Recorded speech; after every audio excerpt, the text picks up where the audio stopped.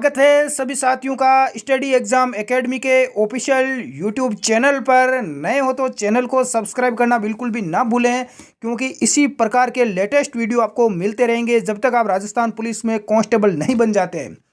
महिला व बाल अपराध 10 प्रश्न आएंगे इस टॉपिक से और 10 नंबर के आएंगे। आप सभी ने हमारी ई बुक ले ली होगी महिला बाल अपराध की, नहीं लिए तो हमारे व्हाट्सएप नंबर पर SMS करके आप ले सकते हैं। और आज आपका ये टेस्ट है, आप खुद स्वयं का आकलन करें कि आपके कितने प्रश्न राइट होते हैं, कितने आप गलत करते हैं। पहला प्रश्न है कि वर्तमान में महिला व बाल विकास मंत्री कौन है? महिला बाल विकास मंत्री कौन है वर्तमान में? जिस विद्यार्थी को आ रहा है कमेंट बॉक्स में ज़रूर बताएं। ममता, भूपेश, वसुंधरा राजे, रेखा शर्मा या सुमन चौधरी। 4 ऑप्शन आपके सामने है। यदि आपने आंसर चुना है 1 नंबर ममता भूपेश, तो आपका यहाँ पर राइट आंसर होगा। बहुत ही अच्छा प्रश्न है, करंट से रिलेटेड है। अगला प्रश्न देखें। अगला प्रश्न क्या है कि 12 वर्ष से कम आयु की लड़की के साथ यानी बालिका के साथ बलात्कार करने पर किस धारा के तहत व्यक्ति दोषी माना जाएगा? ध्यान रखना, लड़की की एज यहाँ पर 12 वर्ष से कम दे रखी है। यदि उसके साथ कोई गलत काम करता है तो उस किस धारा के तहत दोषी होगा? 376 DA या DB। तो यदि 12 साल से कम की बच्ची है तो धारा 376 DB डी आपका यहाँ पर राइट आंसर माना जाएगा। जो विद्यार्थी बता रहे हैं सभी राइट बता रहे हैं। और इसमें ध्यान रखना, सजा क्या है?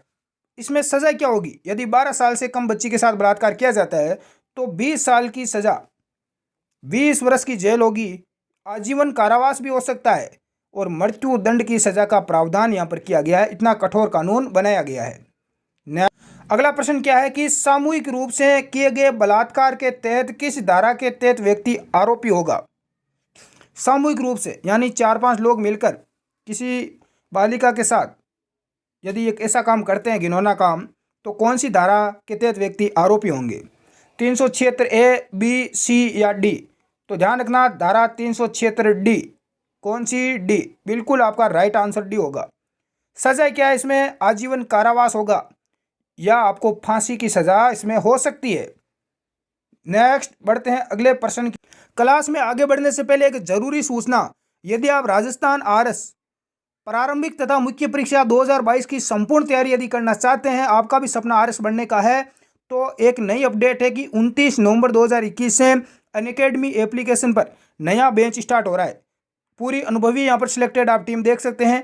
इसके साथ में आप बेहतरीन तैयारी कर सकते हैं। Live classes, recorded video, mock test वगैरह सारी सुविधा आपको उपलब्ध मिलेगी। राजपाल 10 कोड का यूज़ करके इसमें 10% का आप डिस्काउंट भी पा सकते हैं। लिंक डिस्क्रिप्शन बॉक्स में दिया हुआ है, प्ले स्टोर पर भी आपको एप्लीकेशन मिल जाए। अगला प्रश्न है कि घरेलू हिंसा संरक्षण अधिनियम में कुल कितनी धाराएं हैं? 25, 37, 5 या 40? कुल अध्याय कितने हैं और कुल धाराएं कितनी है? तो ध्यान रखना, 5 अध्याय है और 37 इसमें धाराएं हैं। बी आपका यहाँ पर राइट आंसर होगा। जो स्टूडेंट बता रहे हैं सभी का राइट है। नेक्स्ट है कि संतानों की अभिरक्षा का आदेश किस धारा में है? 21, 24, 15 या 18? तो 28। तो इसका राइट आंसर आपका 1 नंबर हो जाएगा, धारा 21 में। नेक्स्ट अगला प्रश्न बहुत ही गजब का है कि इंटरनेट, ईमेल या किसी अन्य इलेक्ट्रॉनिक संचार के माध्यम से महिला पर निगरानी यदि रखें तो सजा का प्रावधान किस धारा में होगा? 354 A, C, D? यदि आप इलेक्ट्रॉनिक माध्यम से महिला पर यदि निगरानी रखते हैं तो आपको सजा होगी धारा 354 D। धारा 354 D आपका यहाँ पर राइट आंसर होगा। नेक्स्ट अगला प्रश्न है कि घरेलू हिंसा की परिभाषा अधिनियम की किस धारा में है? धारा 2, धारा 3, धारा 8 या धारा 12? किस धारा में है घरेलू हिंसा की परिभाषा? तो धारा 3 में है। बी आपका यहाँ पर राइट आंसर होगा। नेक्स्ट अगला प्रश्न है कि नाबालिग लड़की को कब्जे में रखना कितने वर्ष की सजा का प्रावधान है? नाबालिग लड़की कौन होती है? जिसकी आयु 18 साल से कम होती है। 3 वर्ष, 5, 7 या 10 वर्ष? तो आपको सजा कितनी हो सकती है? बिल्कुल यहाँ पर 10 वर्ष तक की आपको सजा हो सकती है। अगला प्रश्न है कि किसी महिला के यौन रूप या सुंदरता पर टिप्पणी करने पर कितने साल की सजा है? 1, 2, 3 या 4? यदि महिला की सुंदरता पर आप टिप्पणी करते हैं तो आपको 1 साल की सजा का प्रावधान यहाँ पर किया गया है। नेक्स्ट, अगला प्रश्न है कि महिला की इच्छा के विरुद्ध अश्लील साहित्य भेजना या उसे दिखाने पर कितनी सजा का प्रावधान है। महिला की इच्छा के विरुद्ध उसके पास में आप कुछ गलत चीज़ भेजते हो तो 2 वर्ष, 3 वर्ष, 5 वर्ष या 7 वर्ष, कितनी आपको सजा होगी? तो आपको सजा का प्रावधान है 3 साल की। बी आपका यहाँ पर राइट आंसर होगा। अगला है कि राजस्थान में सुकन्या समृद्धि योजना कब प्रारंभ की गई? 1 जनवरी 2015, 1 अप्रैल 2015, 4 फरवरी 2015, 15 मार्च 2013। सुकन्या समृद्धि योजना राजस्थान में कब शुरू हुई? 4 फरवरी 2015 को। बिल्कुल सी आपका राइट आंसर होगा। नेक्स्ट, आज की टेस्ट का अगला प्रश्न क्या है कि निर्भया फंड की स्थापना कब हुई? 2010 में, 11 में, 12 में या 2013 में?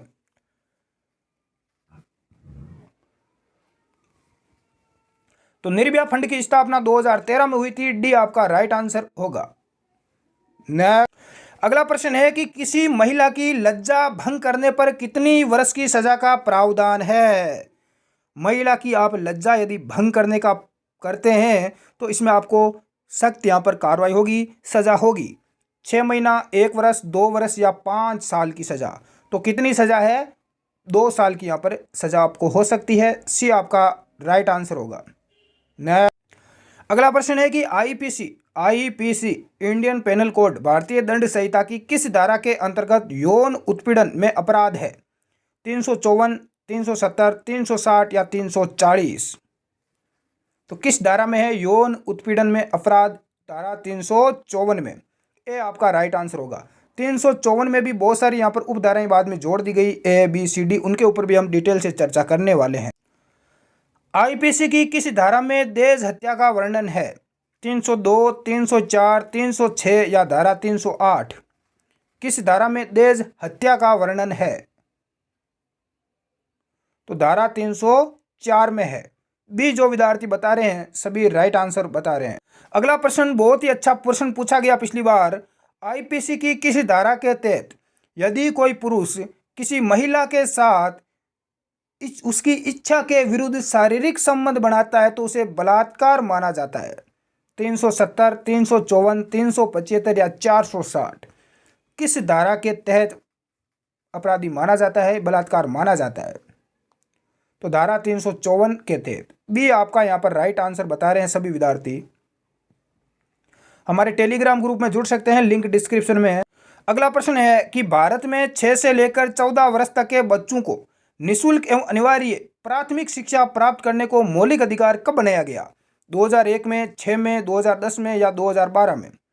6 से 14 वर्ष के बच्चों को निःशुल्क अनिवार्य रूप से प्राथमिक शिक्षा दी जाएगी। यह अधिनियम 2010 में बना था। सी आपका राइट आंसर होगा, RTE, right to education. Next, अगला प्रश्न बहुत ही बेसिक प्रश्न है, सभी को आना चाहिए। बाल विवाह का दुष्परिणाम क्या है? माँ व बच्चों में कुपोषण, जनसंख्या में तेजी से वृद्धि, बालिकाओं के मानसिक व शारीरिक विकास का रुक जाना, उपरोक्त सभी।